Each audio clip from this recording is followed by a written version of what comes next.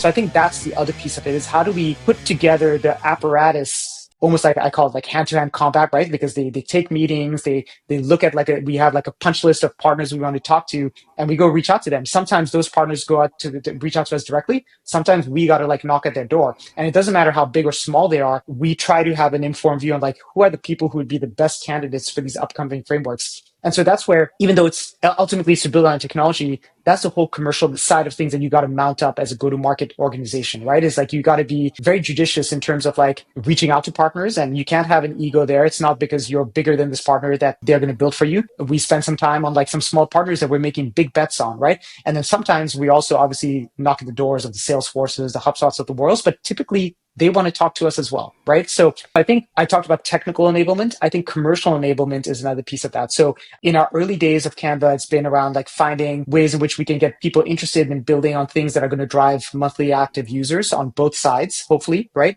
And then I think this next phase, and I think this is something where I've seen it at Salesforce, I saw it at Box, MuleSoft was obviously part and parcel of what we did, was the monetization piece, right? And I think that's where at Canva Create, we had our first partner day where, I think we hinted at what our plans are for like co-marketing and co-selling. We're still figuring out a way to do that in ways that scale, but that's obviously the next frontier, right?